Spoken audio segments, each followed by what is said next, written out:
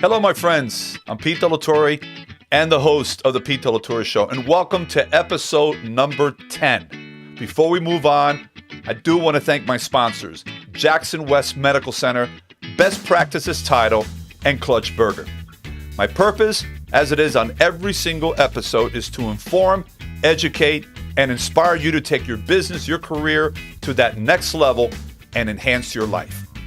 Today's guest will include Ron Magill, Goodwill Ambassador for Zoo Miami, and TV personality and immigration attorney, Mayra Joli. Let me tell you a little bit about Ron. He has worked with wildlife for over 40 years. He is the host of HITN's National Wildlife documentary program, Mundo Salvaje, con Ron Magill. As Zoo Miami's Goodwill Ambassador, he has made frequent television appearances on many programs, including National Geographic Explorer, The Morning America, The Late Show, CBS This Morning, Dateline, and CNN, as well as on Spanish networks Univision and Telemundo. Let's have a conversation with Ron Magill. All right, everyone, let me bring on to the Pete Torre Show, Ron Magill, the man. He doesn't need an introduction. He's known globally. What's going on, my friend? Things are going well. You know, we're open. We're finally getting people somewhat back to normal here. So things are happy. That's terrific, man. And I just want to pause for a second because like everyone else went through so many challenges and so many setbacks with COVID. How did you get through all of this? You know, we got a great staff here. I mean, we're very fortunate that we're a big park. The majority of our park is outside. So that made things a little bit easier. We were going under a reduced capacity, so we had less people coming into the park. We did require masks for everyone coming into the park until just recently. So, you know, for the most part, I think we were in pretty decent shape as opposed to, you know, restaurants. A lot of the indoor attractions, things like that, had much greater restrictions, much greater challenges. We were closed for 4 months. That was a huge hit for us, for sure. But we were able to open sooner than most. That's terrific. You just said the magic word, outdoors. You know, any venue, Exactly. any location that's outdoors was able to make that comeback sooner than others that were 100% indoors. So it made a huge difference. And it's a big park. You know, you have 3.5 miles of walkway here. So it was easy to kind of keep people somewhat separate. Yeah, that's terrific. Well, there's some interesting things going on. I know there's some exciting plans in the next few weeks and months. Let's talk a little bit about your newly opened Conservation Action Center. Yeah, well, that's something, you know, that's been under works now for several years, that we basically converted what was used to be called the Dr. Wiles world. And we made it into this Conservation Action Center, which is kind of an interactive exhibit that allows people, first of all, in the summer, it's going to be a huge attraction because it's a big air-conditioned building that you can get into. It keeps you out of the weather. But more importantly, I think it's a way to get people involved in conservation, what you can do in your own backyard. What it does is it provides a lot of the different windows of what we do as a zoo and different conservation programs around the world. But it shows you what you can do too. You know, and I say this with all due respect to it, but in a fun way. We've kind of made it kind of like a Chuck E. Cheese for conservation. You can go in there and play all kinds of games, you know, a scoop the poop game. You can do the dating game. These are the interactive games that you do. You can do a whack-a-mole game. That's basically whack-a-mole getting out the conservation threats. It's a fun way to kind of get people interacting with conservation. You can go into kind of a replica of a house and see what you can do in your own home to help conservation, whether it be cutting back on water consumption, whether it be cutting back on electricity, recycling, those types of things. But it's all interactive. It's not just reading signs. You got to open drawers. You got to push buttons. You got to hit sounds. You know, you get to walk through a larger-than-life-size python to talk about invasive species. I mean, this is python that I can walk through its head and into its body like you're getting swallowed by it. So there's some great photo ops in there. You know, there's a lot of audio-visual video screens and things like that. You can take a behind-the-scenes tour on a golf cart. I kind of am your personal guide there as you're walking through and driving through a golf cart to the zoo, whether it be into the hospital, whether it be into the butterfly research station. It's kind of this all interactive tour through the zoo, but again, how you can connect to conservation and make a big difference. You know, what I love about it is it's not just visiting a park, but it's also learning and taking something back in addition to the experience that you have with your family for an afternoon, morning, complete day. There's actually things that you're learning at all different ages too. This is not just for one particular age group, right? No, it's absolutely geared for families, whether it be your kids or whether it be the adults. The key term we like to use is education through entertainment.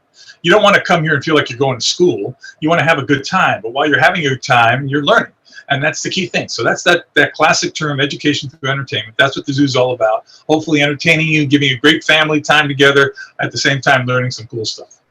Well, the zoo continues to grow its population, and there's a lot of excitement. There's some new babies, and tell us a little bit about that, because that makes gives us all the I guess the opportunity to keep coming back, because there's an expanded family of animals there. Well, the great thing about the zoo, like, the founding director used to say, the zoo's a living thing. It changes all the time, so no 2 days are exactly the same. I've been here for 41 years. I've never had 2 days that are exactly the same. And we've got babies now. That term "spring is in the air" comes around for a reason, because it's when all the babies are being born. And we've had several key births here over the last several months. We had a black rhino born, one of the most highly endangered species in the world. He's out there on exhibit with his mother now. We've had not one, not two, but 3 giraffe born within the last month. It's a fantastic animal. That's a big thing, because a giraffe pregnancy now is about 15 months, almost. Mm-hmm. It's over a year. So when you have them all born around the same time, that's really fantastic. Giraffe don't give birth lying down. That generally speaking, the mother stands up and that baby falls 4 to 6 feet to the floor. So it's quite an eventful birth. I've been privileged to watch dozens of them over the years. So we got those 3 baby giraffe. We've got a baby Somali wild ass, one of the most endangered wild types of equines in the world. We are now, I think they're finished hatching now. We've probably got well over a dozen Orinoco crocodiles that have hatched out, one of the rarest crocodilians in the world. Countless birds that have been hatching out. So spring is in the air. Things are changing every day. And as you said, the population, the collection here is growing. Hey, Ron, before we talk about a very important program that you are moving and promoting, which is your conservation endowment, 41 years at Zoo Miami, and we don't have enough time to talk about what is, and this is maybe a loaded question, but what has been the most unique experience you've ever had there? I've had a lot of unique experiences, but I think the most memorable, the most impactful experience was really going through Hurricane Andrew. Hurricane Andrew totally leveled this park. And at the time it happened, I didn't know if we would be able to recover from that. Yeah. But what it did was, people say, what are the memories of Hurricane Andrew? They must be horrible. And I go, really the memories of Hurricane Andrew for me are mostly fantastic, about how people came together. I'm sad to say we've kind of reverted back to before Hurricane Andrew, in that, I don't know my neighbors as well as I did. God, Hurricane Andrew, everybody got out in the middle of the street. We barbecued together. Yes. We ate together. Yes. Everybody helped everybody out. That was something that was inspiring to me, to see how this zoo has grown back. I will say as much to say that I think the zoo is better now because of Hurricane Andrew than if the Hurricane Andrew never hit this park. The hurricane provided us with tremendous opportunities in the sense that it put us on a platform to the world. How is this zoo going to recover from this devastation? At that time, we were really the only major zoo in the world that had come through any kind of natural disaster like that. Mm-hmm. So we became the poster child, and it gave us a tremendous platform to show the world what we were made of. And this zoo, thanks to incredible staff, thanks to the subtropical climate here of South Florida, things have grown back way better than we could have ever imagined. If you walk through the zoo now, you would never think that there was such a devastating hurricane. I'm telling you, Pete, this place looked like an atomic bomb had gone off in it. It was unrecognizable. So to look at it now is a true testimony to the fortitude of this staff, the integrity, the courage, the passion, and the commitment that we all had. Well, I lived just a little bit north of the zoo and experienced Hurricane Andrew. We lived just north of the eye, so we didn't have a pause. It was 3 hours straight of destruction. It just, a little bit further south, the zoo, and then Country Walk, which is west of there. You got leveled and obviously south of there. But, this community has gone through a lot of things. COVID now, right? And that has reinvented so many things. But you're right. When you think about the devastation at Zoo Miami in '92, and my understanding is a lot of those animals were roaming free in the streets. Well, we had a lot of birds that got out. We had a lot of birds that got out. But that there were no mammals that ever were roaming in the streets from the hurricane from the zoo. Now, having said that, next door we had a primate research center. So a lot of primates had gotten out that people assumed were from the zoo, but they weren't from the zoo. And people say, the parrots that people see flying around now, oh, those are the parrots that got away from the zoo back in Hurricane Andrew. We never had a parrot escape from Hurricane Andrew from the zoo. So that's all, an urban myth, urban legend. A lot of people did have pet parrots that did escape after that storm that have since started reproducing. But all these exotics you see around South Florida now are not animals that escaped from Zoo Miami back in '92. Well, that's a good thing, is that we can knock out the myths and only speak about what really happened. Because, like you said, a lot of stories come up from these disasters, and you wonder sometimes where they're coming from. Hey, so the Ron Magill Conservation Endowment, tell us about that. Pete, I came to work here so long ago not to work for an attraction. My passion has always been with wildlife and conservation. I'll say something now that's probably going to make some people uncomfortable, but understand why I'm saying it. In a perfect world, we wouldn't need any zoos. In a perfect world, everybody would be able to go to Africa, see an elephant walking on the plains, go to India, see a tiger walking in the forest. Unfortunately, we don't live in that world.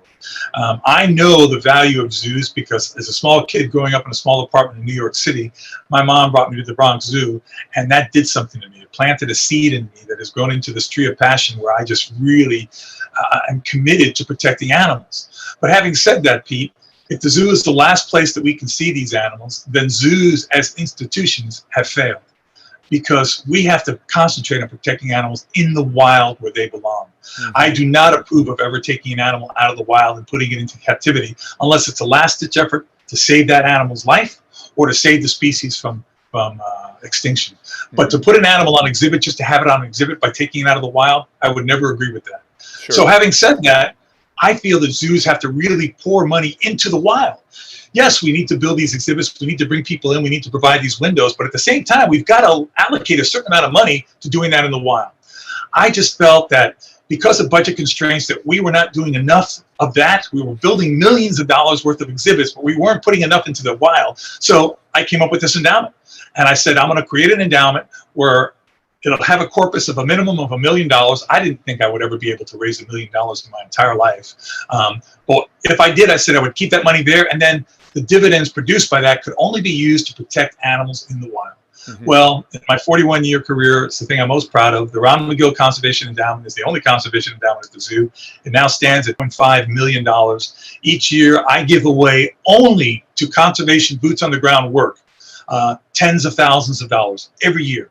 I give scholarships to students here in South Florida and also at the University of Florida for students working on conservation in the field. And this is something that if I got out of here today, I got hit by a truck, it goes on because there's an endowment. And for future generations, it keeps producing money. That, Pete, quite frankly, gave me the credibility that allowed me to remain at the zoo. I didn't want to be part of an attraction. I wanted to be part of a conservation mission to protect those animals in the wild. That's why the rest of my career is dedicated to raising money for that endowment and to continue to grow it. And just in our backyard, we have the Everglades. We have animals. Exactly. As a matter of fact, I'll show you right here. I have a check that I'm about to bring over to Everglades National Park for $10,000 for the Ron Magill Conservation Endowment. That's going to enable the park to bring more students into the park so they can see it firsthand, create field trips for the park. Those are things. The endowment, though I do some work in Africa and Asia, the concentration of the endowment is in our own backyard. We have so much to do right here. We really do, and we take that for granted so many times. We don't, the zoo, of course, it's everything you just explained right now, but it's in our, our backyard, Everglades, and other places like that, Central Florida and other parts of the state itself that have different types of animals, and you want to, like I said, save them from extinction. Do everything you possibly can to give back and allow them to live the life they're supposed to be living. Well, there's an old saying, Pete, that says we have not inherited this earth from our parents. We're borrowing it from our children. And we have a moral obligation to protect these animals, protect this wildlife. Animals don't know political boundaries. We're all connected. And we've got to get politics out of this and understand that nature is nature. It is all connected together. And when we protect nature, we're protecting ourselves, because all of it is a link in a web and a chain of life that makes the quality of life for us good. When we lose a species, we're losing an important part of that web that denigrates the quality of life for ourselves. I got to tell you, before we wrap it up, I really miss the days, and hopefully they'll come back real soon. I used to attend business meetings and chamber meetings, and whenever you go as a guest, you'd bring a new type of animal or species, and it was like, I don't care what else we talked about that day. That moment was what everybody remembered from that meeting, and hopefully you'll get back to doing that real soon. Oh, I appreciate it, Pete. Yeah, hopefully we will. I know I'm going to be speaking, I think, to the Brickell Rotary Club here shortly and stuff, and things are starting to open up that way. Getting out of this Zoom format and hopefully more in-person stuff in the future. Absolutely. How can the viewers find out more about Zoo Miami and, in ways that they can help? Just go to zoomiami.org. Zoomiami.org is the website. You can link on there. You can go on to the Ron Magill Conservation Endowment, which is under the Zoo Miami umbrella. If you want to help with conservation, that's a great way to donate, totally tax deductible. And I'll send you a personal letter of thanks myself. But it's a good way to invest in the future because, like I said, the whole principle of that is not a penny can be spent here at the zoo. It all has to be spent on protecting animals in the wild and supporting students who are trying to do the same. That's a beautiful movement. I love it, my friend. This has been terrific. We got to do this again sometime soon. And best of luck in all your ventures. And congratulations for everything that you've done in the 41 years of being with Zoo Miami. And the fact that, Goodwill Ambassador is an understatement because you represent us. And we're proud of that, my friend. And keep doing what you're doing, buddy. Well, Pete, thank you very much. But in closing, I want to make sure that I just talk about the people who do all the work now. It's the people you don't see that are the most important people here at the zoo. I know because I started that way. But today, I've got this luxury of speaking to people like yourself while they're out there killing themselves, taking care of everything. All right, take care, buddy. God bless you, man. Thanks, Pete. Take care. Bye bye. Take care. Bye bye. Big thank you once again to Ron Magill for taking time to be with us today. And now for my second guest, Mayra Joli. She's a high-impact immigration attorney, TV personality, writer, and founder of the Joli Law Firm, PLLC. This is a Brickell-based boutique firm exclusively practicing immigration law, and she is one of South Florida's most active immigration attorneys. So now, let's have a chat with Mayra Joli. Okay, we have Mayra Joli with us here on the Pete De La Torre Show. How are you? Hi, very well. Thank you. Thank you for having me on your show. Well, we have a lot of exciting things that we want to talk about. You've become a big star everywhere we look. You're there and representing what you believe in and the things that are important to you. And let's start with that. Let's start a little bit the fact that you're an immigration attorney. You have your own law practice. Tell us a little bit about that. And, I'm interested to see what your views are in terms of what's going on in immigration here in the United States. Well, yeah, I'm an immigration attorney, been practicing since 2001, doing exclusively immigration, and I have seen more of what is the nitty gritty about immigration. I have seen more than the average Joe. So some Joe like Joe Biden, but we have a pretty good vision on what is happening and why it's happening, and actually how to resolve it. It's a very controversial situation we're facing right now. There's a lot of sad stories that are happening, and I know that you have your opinion on all of this, and I like to hear it. I like to hear from your end as to what you look at this every day. You hear it on the news. What's going on from as a professional doing this. This is what happened. What you hear in the news is just a sensationalism of immigration. You don't hear in the news the good stories in which navigating the immigration system, we legally can stabilize one person immigration status. No, what you hear is how this Soviet mom is now claiming that she didn't know what happened and her 5 toddlers were left in the middle of nowhere at the hands of the coyote. And then you bring that story to the TV as if that mother is a victim or a hero. But that mother is neither a victim or a hero. That's a criminal that should be put in jail. But no, this fake sentiment of compassion for those 5 toddlers that a mother and the father or somebody in charge left them there. Either they were with the children or they just ran away because they felt that they were going to get caught, and they just left the children to fend on their own. And from those stories, we have seen so many in which those parents, which are the ones, the negligent parents, to put those children into that peril for their own benefit, now are being applied. So with that's the immigration that I don't want to be part of. I want to be part of that immigration, and with if the person is here already, if they already committed a crime, which is crossing, trespassing, going to some place where they were not invited, or they were waiting for them, then we're gonna navigate the system, which what we have right now. But this uncontrollable parade of children and unaccompanied minors, it get to the point that we start thinking, is this America a country with no children, that we have to bring children from somewhere else? And mind you, those children are not developing any attachment to the land.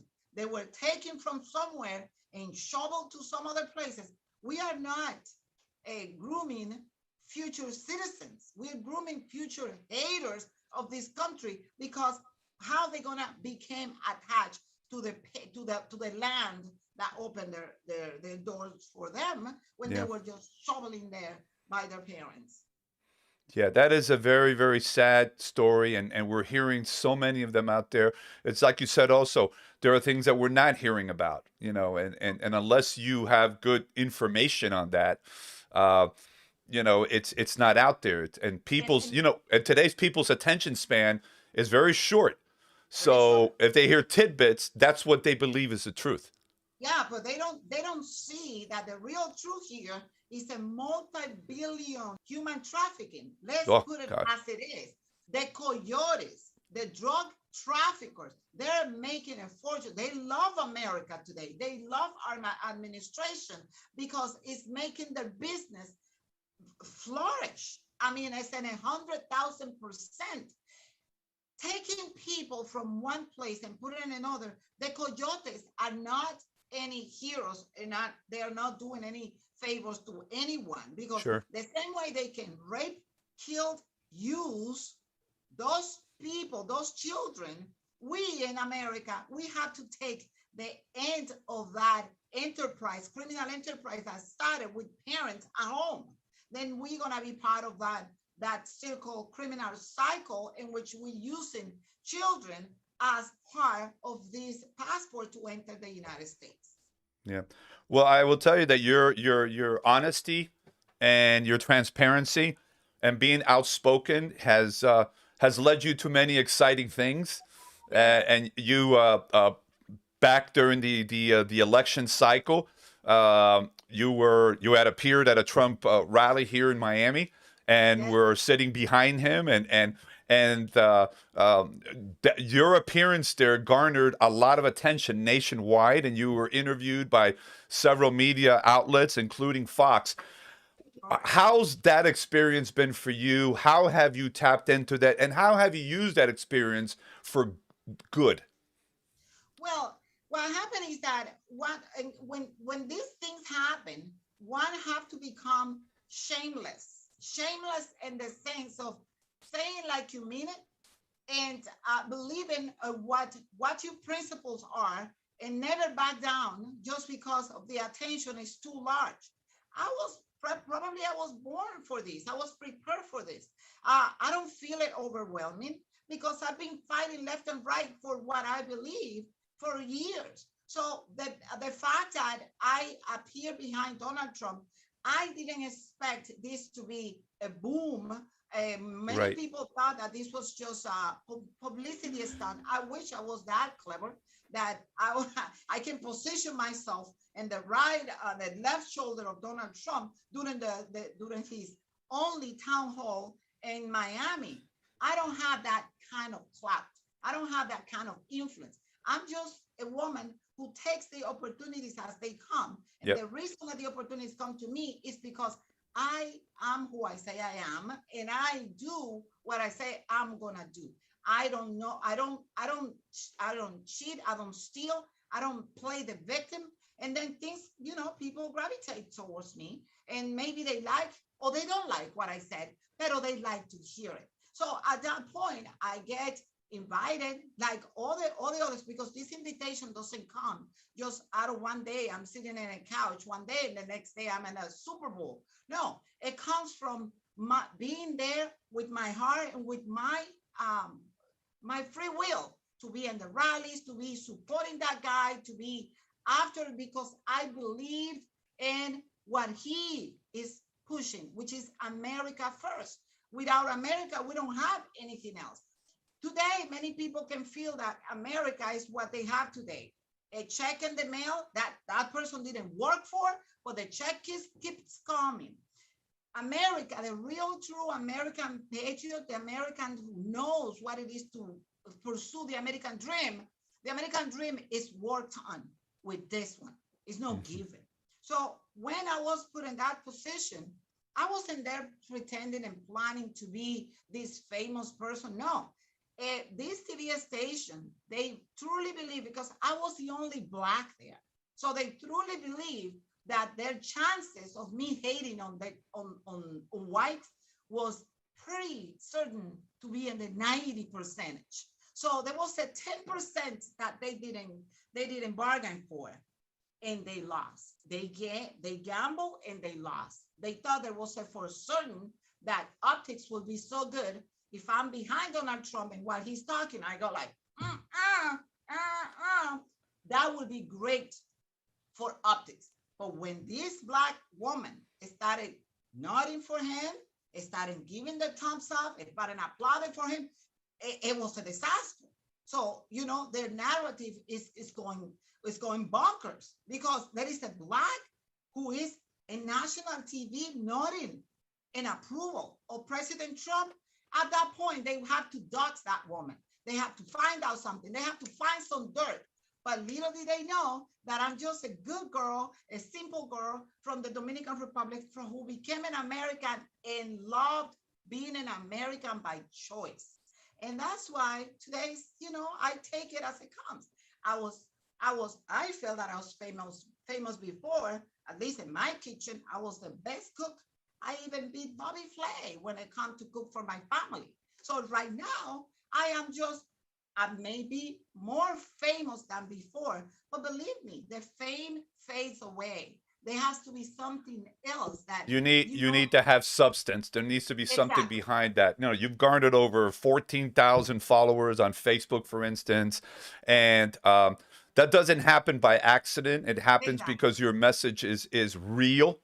And everything we do on this show is to talk to people that are real, that provide solid information, and God willing can inspire others. And I think what you're doing is inspiring so many others, male and female. It goes on either way there, because again, you believe in what you believe in. You do not waver. And that is something that I believe the world needs, is more honesty. Whatever your opinion might be, is just to be very consistent and honest with what you're saying, what you're doing, based on real, authentic core values, not something that you say because it sounds good, right? Yeah. And I think you've taken that. We've got about a minute left, Mayra. Just wanted to, from your end, what else do you hope to give back to society, your community, moving forward? Well, what I hope to get back to society is the happiness of everyday life. It's just the enjoyment of everyday life, because life is just moments of happiness that we fit in while we are living. Mm-hmm. Many people say you only live once, and I'll say, no, you only die once. You live every day. So, and I'm not giving any philosophical message. All I say is that you have to have courage against fear when you are confronted with it. So, in my end, every day that I wake up, I want to wake up for something, even if it is just to sit in my car and do a live video. But you have to have this impulse within you. Know that nobody's gonna give it to you, and no outside forces either.